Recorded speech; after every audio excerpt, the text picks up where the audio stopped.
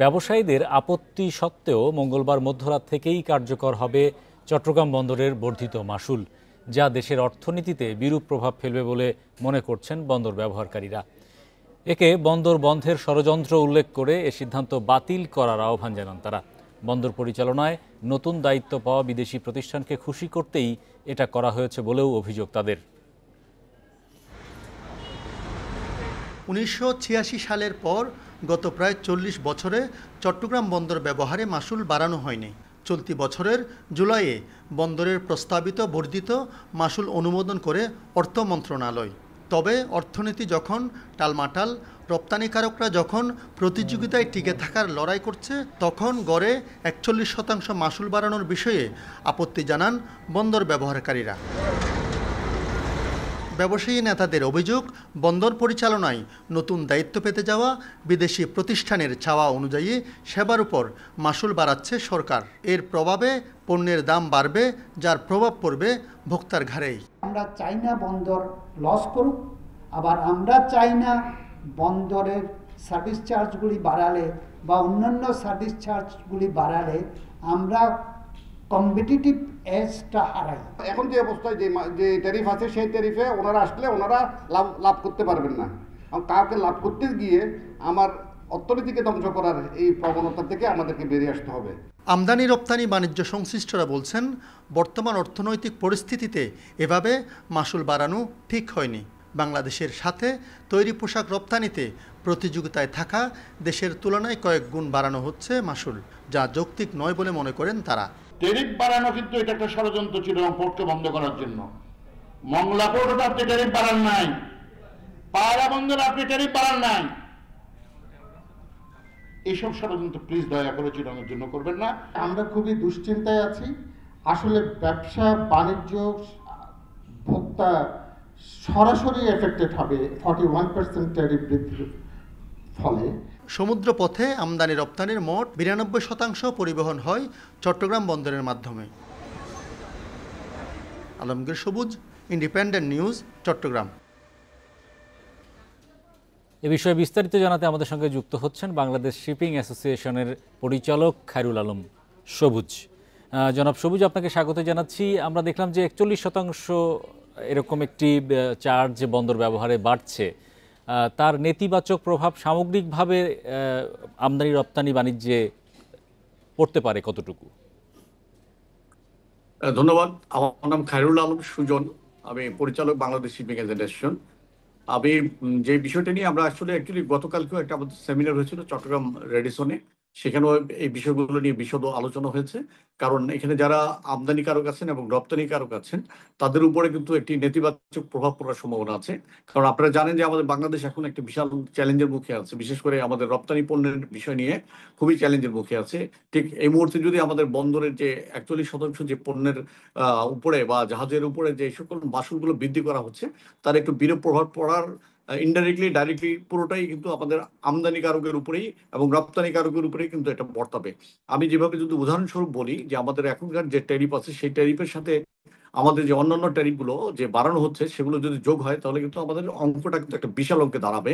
এই বিশাল অঙ্কটা আমাদের আমদানিকারককে পরিশোধ করতে হবে তাদের আমদানি পণ্য ব্যয়, এবং রপ্তানিকে পণ্যকে আরো অতিরিক্ত এটাকে এই অর্থ যোগ করে কিন্তু এটাকে পরিশোধ করতে হবে। আমি যদি উদাহরণে বলি, যেমন আমাদের তৈরি পোশাক শিল্পের যে সকল র মেটেরিয়াল গুলো আসে, তারা যখন পণ্যগুলো নিয়ে আসবে তাদের পণ্যগুলো কিন্তু আমদানি পণ্যের সাথে যে সারচার্জ গুলো আছে বা অন্যান্য বন্দরের যে চার্জ গুলো আছে সেই চার্জগুলো পরিশোধ করতে হবে। এবং সেই পরিশোধ করার পরে এটা যখন আপনার তার প্রতিষ্ঠানে যাবে এবং এটা যখন তৈরি হবে রপ্তানির জন্য, তখন রপ্তানি পণ্য পরিশোধ করার সময় কিন্তু সেটা আমাদের যে প্রাইভেট ডিপোগুলো আছে সেই ডিপোগুলোতে আপনার পাঠাতে হবে। সেখানেও কিন্তু ইতিমধ্যে কিন্তু একটা মাশুল বৃদ্ধি করেছে, সেই মাশুল যোগ করা হবে বন্দরের মাশুলের সাথে। প্লাস ইতিমধ্যে আপনারা আরেকটা কথা শুনেছেন যে এই যে বন্দরের মাশুল বৃদ্ধির সাথে সাথে শিপিং লাইন তারাও কিন্তু তাদের এই ফ্রেটের সাথে এই চার্জগুলোকে সমন্বয় করার জন্য তারা একটা সারচার্জ বসানোর সিদ্ধান্ত নিয়েছে। তো এই সারচার্জ যদি বসে তাহলে কিন্তু মাশুলটা কিন্তু আপনি দেখবেন যে অনেক বেশি বেড়ে যাবে। বন্দরের মাশুলের সাথে শিপিং এর সারচার্জ সেই মাসুলটা যদি বৃদ্ধি হয় তো এর আকারটা কিন্তু অনেক বড় আকার ধারণ করবে। একটা রপ্তানিকারক যারা একটা 20 ফিট কন্টেনার, তার কিন্তু 12 থেকে 14,000 টাকা অতিরিক্ত পার কন্টেনার কিন্তু তার ব্যয় হবে। এটি তাদের জন্য অত্যন্ত চ্যালেঞ্জ, এবং এই চ্যালেঞ্জ মোকাবেলা করে আমাদের যারা রপ্তানিকারক আছেন তাদেরকে টিকে থাকাটা আমি জানি না কতখানি সহজতর হবে। জনাব সুজন, আপনি যেটা বলছিলেন যে এটা একটা বাড়তি চাপ তৈরি করবে, এখন পর্যন্ত কোনো হিসাব করেছেন কিনা যে ইনভয়েস ভ্যালু যদি 100 টাকা হয়, এই যে বাড়তি যে মাসুল বাড়লো সেক্ষেত্রে কি পরিমাণ বাড়তি পরিবহন মানে এই যে বন্দর ব্যবহারের খরচের চাপ বাড়তে পারে? হ্যাঁ, এটা বন্দর যে একটা হিসাব দিয়েছে, তারা টোটাল ওদের প্রায় 54টা না 56টা আইটেম আছে, তার উপরে 41% বৃদ্ধি করেছে। কিন্তু আমরা দেখেছি কিছু কিছু ক্ষেত্রে যে সকল আপনার ইয়েগুলো আছে, মাসুলগুলো আছে, সেগুলোকে আপনার 4 গুণ বৃদ্ধি করেছে। তার মানে $632 সে 4 প্রায় $3200 আপনার পর্যন্ত তারা নিয়ে গেছে। তার মানে সেইটা বৃদ্ধির হার কিন্তু প্রায় 4 গুণ। তো সেই ক্ষেত্রে আমরা বলবো যে 41% যেটাকে সমন্বয় করা হয়েছে, এটি সবগুলো ছোট বড় বিভিন্ন ধরনের আকারগুলোকে নিয়ে কিন্তু বন্দর একটা মাঝামাঝি একটা পর্যায়ে নিয়ে আসছে 41%। কিন্তু হিসাব করলে দেখা যাবে যেগুলো বহু পরিচালিত। জনাব সুজন, আমরা জানতে চাচ্ছিলাম কমোডিটির উপরে আসলে ধরেন 100 টাকার পণ্য আমদানি করতে গেলে কি পরিমাণ বন্দরে মাসুল দিতে হয় তুলনামূলকভাবে, সেটার উপরে যে বাড়ছে তাতে কতটুকু ইম্প্যাক্ট পড়বে বাল্ক কমোডিটি যেগুলো রয়েছে? সেই কথাই বলছিলাম, যদি আপনি 41% যে মাসুল বৃদ্ধির যেটা বন্দর চিন্তা করেছে, সেটার সাথে যদি আপনার এখন শিপিং লাইন যে তার যে সারচার্জ আদায় করার যে একটা ঘোষণা দিয়েছে, সেটি যদি বৃদ্ধি হয়, প্রায় ধরেন 41-এর সাথে যদি আরো 41% যোগ হয়, প্রায় 80%-এর উপরে কিন্তু এই অতিরিক্ত আপনার এই মাসুলটা কিন্তু এই আমদানিকারক এবং রপ্তানিকার উপরে কিন্তু বর্তাবে। আলটিমেট আমাদের প্রায় 80%-এর উপরে আমার ধারণা যে এটি হয়তো যে তাদের উপরে এই খরচ বৃদ্ধির ভারটা কিন্তু আমদানি কারকের উপর পড়বে, এবং রপ্তানির কারকের উপরে কিন্তু তার চেয়ে বেশি যে পড়বে বলে আমার ধারণা হচ্ছে। ধন্যবাদ জনাব খায়রুল আলম সুজন আমাদের সঙ্গে যুক্ত হওয়ার জন্য। 5 ব্যাংক একীভূতকরণে সাধারণ শেয়ারহোল্ডারদের কি হবে সে বিষয়ে এখনও খোলাসা করছে না বাংলাদেশ ব্যাংক। ফলে পুঁজিবাজারে তালিকাভুক্ত 5 ব্যাংকে বিনিয়োগকারীদের মধ্যে দেখা দিয়েছে উদ্বেগ। এদিকে অর্থ মন্ত্রণালয় জানিয়েছে বিনিয়োগকারীদের স্বার্থের বিষয়টি গুরুত্বের সাথে বিবেচনা করা হচ্ছে। গুজবে কান না দেওয়ার আহ্বানও জানিয়েছে অর্থ মন্ত্রণালয়। পুঁজিবাজারে তালিকাভুক্ত ফার্স্ট সিকিউরিটি ইসলামী, সোশ্যাল ইসলামী ব্যাংক, এক্সিম, গ্লোবাল ইসলামী ও ইউনিয়ন ব্যাংক একীভূত করে নতুন একটি ব্যাংক করার উদ্যোগ নিয়েছে সরকার। এমন পরিস্থিতিতে এই 5 ব্যাংক নিয়ে বিনিয়োগকারীদের উদ্বেগ থাকায় এসব শেয়ারের ব্যাপক দরপতন হচ্ছে। ডিএসই দরপতনের শীর্ষ 10 কোম্পানির তালিকায় রয়েছে এই 5 ব্যাংকের 3টি। সোমবার সোশ্যাল ইসলামী ব্যাংকের প্রায় 8.5% দাম কমে 4 টাকা 30 পয়সা বিক্রি হচ্ছে। একই অবস্থা এক্সিম ব্যাংক ও ফার্স্ট সিকিউরিটি ইসলামী ব্যাংকের। অন্যদিকে অভিহিত মূল্যের নিচে বিক্রি হচ্ছে ইউনিয়ন ব্যাংক ও গ্লোবাল ইসলামী ব্যাংকের শেয়ার। একীভূত নতুন এই ব্যাংক পুঁজিবাজারে তালিকাভুক্ত হলে সেখানে ওই 5 ব্যাংকের বিনিয়োগকারীদের কোনো শেয়ার থাকবে না। এছাড়া 5 ব্যাংকের প্রত্যেকটির সম্পদের চেয়ে দায় দেনার পরিমাণও অনেক বেশি। এই মার্জারে যে সমস্ত শেয়ার হোল্ডাররা শেয়ার যাদের আছে তাদের জন্য আলাদা তহবিল গঠন করা এবং তাদের আপনার হলো মানে বিনিয়োগ সুরক্ষার জন্য যাবতীয় আইন যদি করতে হয় সেটাও করার জন্য বাংলাদেশ ব্যাংক অবশ্যই উদ্যোগী ভূমিকা পালন করতে হবে। আমি আশা করি যে এখানে কনসার্ন যারা আছেন, রেগুলেটর আছেন বা সেন্ট্রাল ব্যাংক আছেন বা মিনিস্ট্রি অফ ফাইন্যান্স আছেন এবং আমাদের বিসেক আছেন, ওনারা একটা ব্যাপারটাকে ক্লিয়ার করবেন। একটু ক্লারিটি থাকা দরকার, যেহেতু এখন পর্যন্ত স্টকগুলি ট্রেডিং হচ্ছে। এদিকে বাংলাদেশ ব্যাংক বলছে একীভূত প্রক্রিয়ায় পুঁজিবাজারে বিনিয়োগকারীদের ক্ষতিপূরণ দেওয়ার বিষয়ে এখনো কোনো চূড়ান্ত সিদ্ধান্ত হয়নি। সেখানে তো উদ্যোক্তা শেয়ার হোল্ডারদের শেয়ারের ইস্যুটাও আসবে, আবার ক্ষুদ্র বিনিয়োগকারী যারা শেয়ার হোল্ডার তাদেরটাও আসবে। সবগুলিকেই আমলে নিয়েই আসলে একীভূত ব্যাংকের শেয়ার স্ট্রাকচারটা কমপ্লিট করা হবে। এটা একটা আইনি জটিলতা আছে। এই অবস্থায় সাধারণ বিনিয়োগকারীদের স্বার্থ সুরক্ষিত রেখে ব্যাংকগুলো একীভূত করার প্রক্রিয়া এগিয়ে নেওয়ার আহ্বান জানিয়েছে পুঁজিবাজার নিয়ন্ত্রক সংস্থা বিএসইসি। কমিশনের পক্ষ থেকে বাংলাদেশ ব্যাংকের গভর্নর আহসান এইচ মনসুরকে লেখা এক চিঠিতে সাধারণ বিনিয়োগকারীদের স্বার্থ সুরক্ষায় 4 প্রস্তাবনা দেয় বিএসইসি। তৌহিদ রানা, ইন্ডিপেন্ডেন্ট নিউজ, ঢাকা। বাংলাদেশের তরুণ কৃষি উদ্যোক্তাদের জন্য সামাজিক ব্যবসা তহবিল গঠন করতে আন্তর্জাতিক কৃষি উন্নয়ন তহবিল IFAD-কে আহ্বান জানিয়েছেন প্রধান উপদেষ্টা অধ্যাপক মোহাম্মদ ইউনূস। রোববার ইতালির রোমে IFAD-র প্রধান আলভারো লারিওর সাথে বৈঠকে এ আহ্বান জানান তিনি। প্রধান উপদেষ্টা বলেন, এ ধরনের তহবিল দরিদ্রদের স্বাস্থ্যসেবা সহ সামাজিক সমস্যার সমাধান করবে, পাশাপাশি যুব, কৃষক, মহিলা এবং মৎস্য শিল্পের সাথে জড়িতদের মধ্যে উদ্যোক্তা তৈরি করবে। বৈঠকে তারা বাংলাদেশের কৃষি ও মৎস্য খাতের বিভিন্ন সম্ভাবনাময় বিষয় নিয়েও কথা বলেন। বাংলাদেশের গভীর সমুদ্রে মৎস্য শিল্প চালু, আম ও কাঁঠাল রপ্তানির সম্প্রসারণ সহ নানা বিষয় নিয়েও আলোচনা হয় বৈঠকে।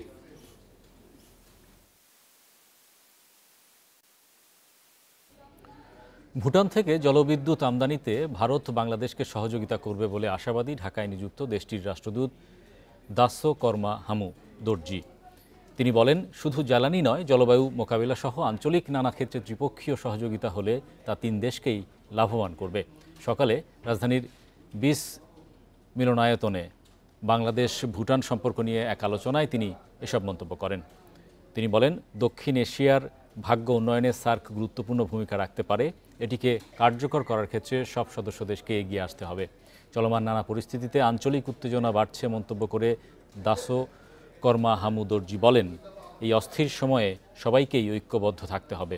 অনুষ্ঠানে সাবেক রাষ্ট্রদূত মাশফি বিনতে শামস মূল প্রবন্ধ উপস্থাপন করেন। বাণিজ্য, সংযোগ ও নবায়নযোগ্য জ্বালানি সহযোগিতার ক্ষেত্রে সম্ভাবনাগুলোকে কাজে লাগাতে বাংলাদেশ ভুটানের মধ্যে আরও যোগাযোগ বাড়ানোর উপর গুরুত্ব দেওয়া হয়। অনুষ্ঠানটি সঞ্চালনা করেন সিপিডি ফেলো অধ্যাপক মোস্তাফিজুর রহমান।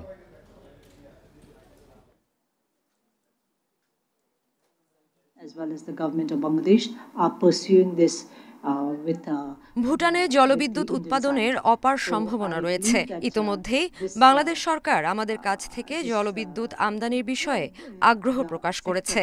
এ নিয়ে ভারতের সঙ্গে বাংলাদেশকে কাজ করতে হবে, কারণ ভারতের গ্রিডের মাধ্যমেই ভুটান থেকে জলবিদ্যুৎ আমদানি হবে। আমি আশাবাদী ভারত এ বিষয়ে সহযোগিতা করবে।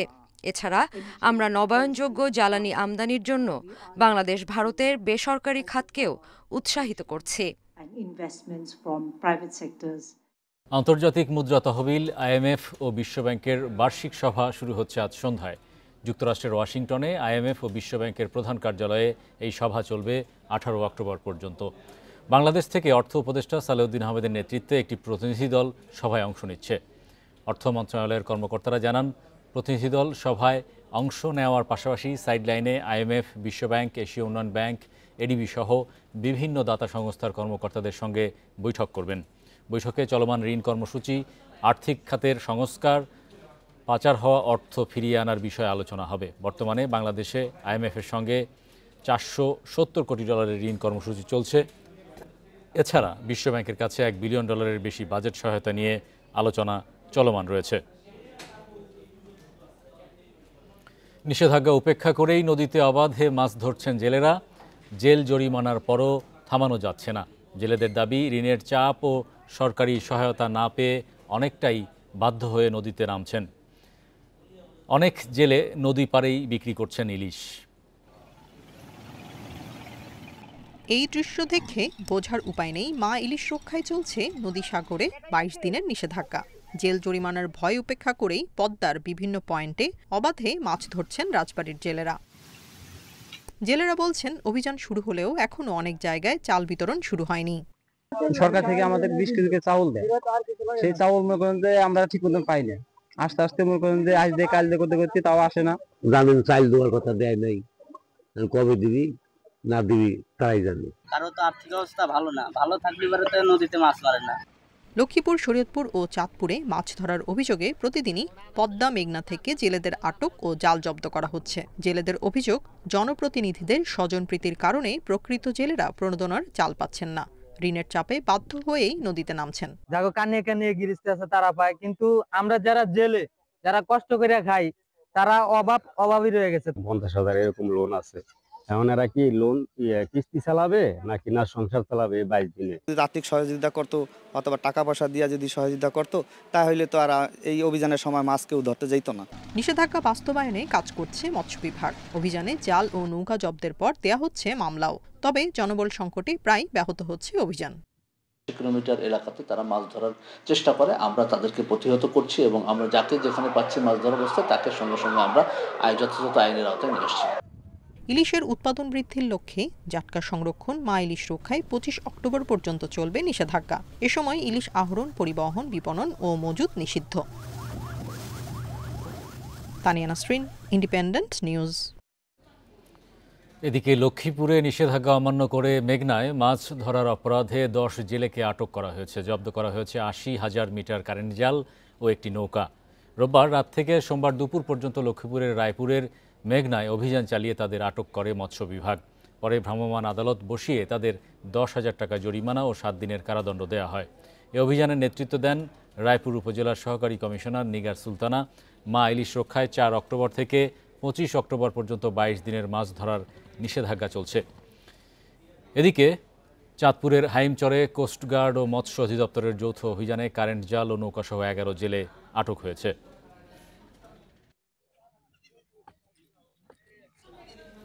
এবছর অর্থনীতিতে নোবেল পেয়েছেন 3 জন। তারা হলেন যুক্তরাষ্ট্রের জোয়েল মকির, ফ্রান্সের ফিলিপ আগিও এবং কানাডার পিটার হাউইট। সোমবার তাদের নাম ঘোষণা করে royal Swedish academy. Nobel committee জানায়, উদ্ভাবন নির্ভর অর্থনৈতিক প্রবৃদ্ধি তত্ত্ব আবিষ্কার ও ব্যাখ্যা করার জন্য এই স্বীকৃতি। তত্ত্বের একটি গুরুত্বপূর্ণ অংশ প্রযুক্তিগত অগ্রগতির মাধ্যমে টেকসই প্রবৃদ্ধি প্রণয়ন ও ব্যাখ্যার জন্য পুরস্কারের অর্ধেক পাবেন জোয়েল মকির।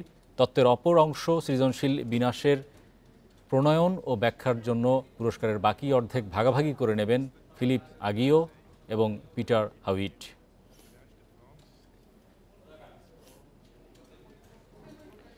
প্রেসিডেন্ট ডোনাল্ড ট্রাম্পের ঘোষিত শতভাগ শুল্ক নিয়ে যুক্তরাষ্ট্রকে কড়া হুঁশিয়ারি দিয়েছে চীন। রোববার এক বিবৃতিতে চীনের বাণিজ্য মন্ত্রণালয়ের এক মুখপাত্র জানিয়েছেন, শুল্ক আরোপের হুমকি থেকে সরে না আসলে যুক্তরাষ্ট্রের বিরুদ্ধে কঠোর ব্যবস্থা নেবে চীন। এ সময় চীন বাণিজ্য যুদ্ধ চায় না, তবে ভয়ও পায় না বলে মন্তব্য করেন তিনি। ট্রাম্পের শতভাগ শুল্ক আরোপকে যুক্তরাষ্ট্রের দ্বৈত নীতি বলেও অভিযোগ বেইজিংয়ের। এর আগে গত শুক্রবার চীনের গুরুত্বপূর্ণ খনিজ রপ্তানি সীমিত করার প্রতিশোধ হিসেবে চীনের ওপর শুল্ক বাড়ানোর ঘোষণা দেন ট্রাম্প, যা 1 নভেম্বর থেকে কার্যকর হওয়ার কথা রয়েছে। চীনের প্রেসিডেন্ট শি জিনপিংয়ের সঙ্গে দক্ষিণ কোরিয়ায় বৈঠকের পরিকল্পনা বাতিলেরও হুমকি দেন ট্রাম্প।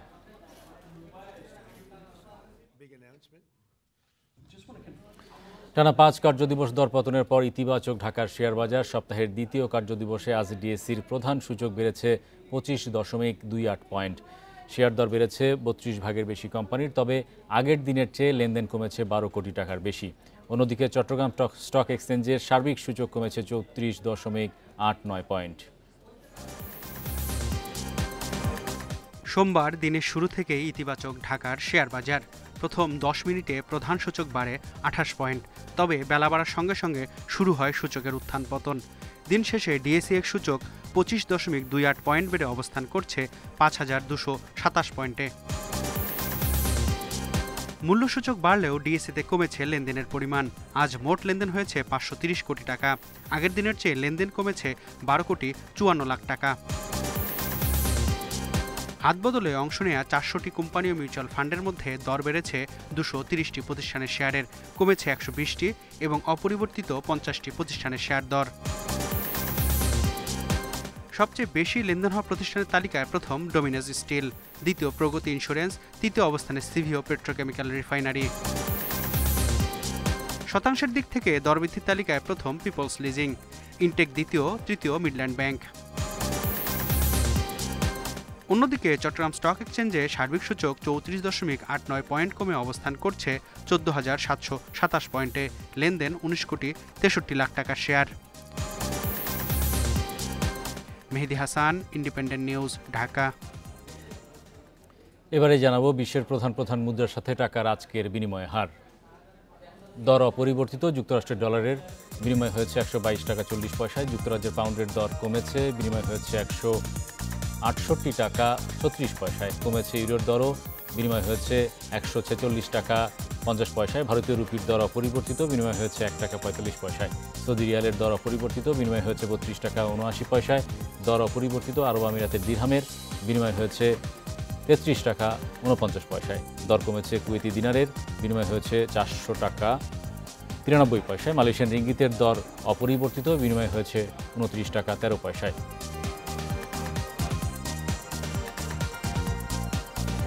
এই ছিল আজকের অর্থনীতি সারাদিনে। ইন্ডিপেন্ডেন্ট টেলিভিশনের সব খবর জানতে চোখ রাখুন ফেসবুক, ইউটিউব এবং এক্সে। আমন্ত্রণ আমাদের পরের আয়োজনে।